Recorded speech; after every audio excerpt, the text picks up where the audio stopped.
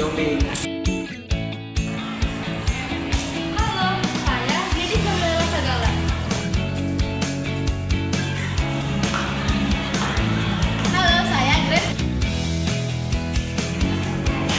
Halo, saya Jessica sendiri. Halo teman-teman semuanya. Tahukah kalian ada seorang filsuf Yunani kuno yang pernah berkata, satu-satunya hal yang konstan dan tidak pernah berubah di dunia adalah perubahan itu sendiri. Saat kita memandang keluar jendela kita melihat bangunan-bangunan telah berubah, teknologi berubah, dan bahkan cara kita berpikir juga berubah. Nah, perubahan itu apa ya? Dan mengapa perubahan itu bisa terjadi? Yuk kita simak topik kali ini, yaitu perubahan sosial. Perubahan sosial adalah pergeseran cara hidup, pola pikir, nilai dan norma masyarakat dari waktu ke waktu. Perubahan sosial memiliki beberapa ciri-ciri. Yang pertama, terjadi secara terus-menerus. Yang kedua, biasanya berkaitan dengan perubahan nilai dan norma. Yang ketiga, dapat menimbulkan dampak positif ataupun negatif. Yang keempat, biasanya berlangsung secara lambat ataupun cepat. Dan yang kelima, menyebabkan terjadinya perubahan lainnya atau efek domino. Pasti kalian penasaran apa itu efek domino? Sini biar aku jelasin.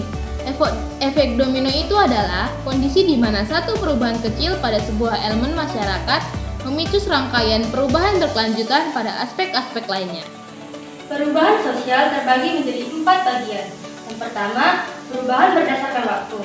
Perubahan berdasarkan waktu terbagi menjadi 2 jenis. Yang pertama, perubahan cepat atau yang disebut juga revolusi. Yang kedua, perubahan lambat atau juga yang disebut evolusi. Perubahan cepat atau revolusi adalah perubahan yang terjadi secara mendadak dan relatif cepat dalam jangka waktu yang pendek.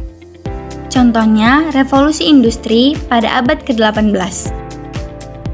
Perubahan lambat atau evolusi adalah perubahan yang terjadi secara bertahap dan relatif pelan dalam jangka waktu yang panjang. Sedangkan yang kedua adalah perubahan berdasarkan cakupan. Perubahan berdasarkan cakupan ini terbagi menjadi 2 jenis. Yang pertama, perubahan besar dan perubahan kecil.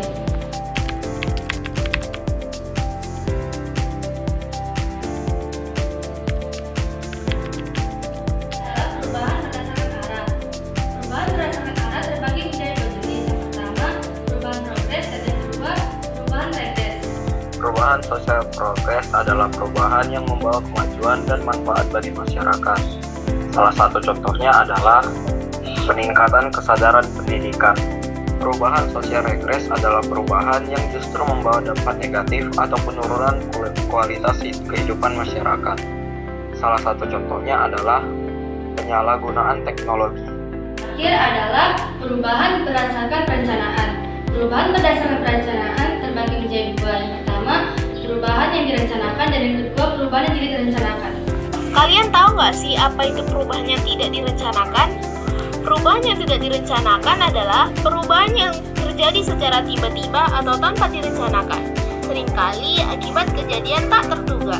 Contoh nyata dari perubahan tidak direncanakan, seperti PHK massal akibat resesi ekonomi. Sedangkan perubahan yang direncanakan adalah perubahan yang terjadi karena memang direncanakan dan dikehendaki oleh masyarakat atau pemerintah untuk tujuan tertentu.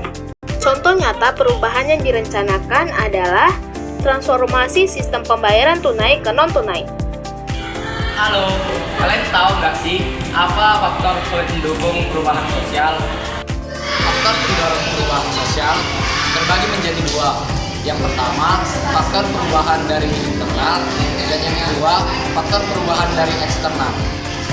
Pendorong dari internal terbagi menjadi 3. Yang pertama, pertumbuhan penduduk. Yang kedua, temuan baru. Yang ketiga, konflik antar penduduk. Faktor pendorong eksternal terbagi juga menjadi 3. Pertama, perubahan lingkungan alam. Yang kedua, peperangan. Ketiga, pengaruh budaya luar atau globalisasi.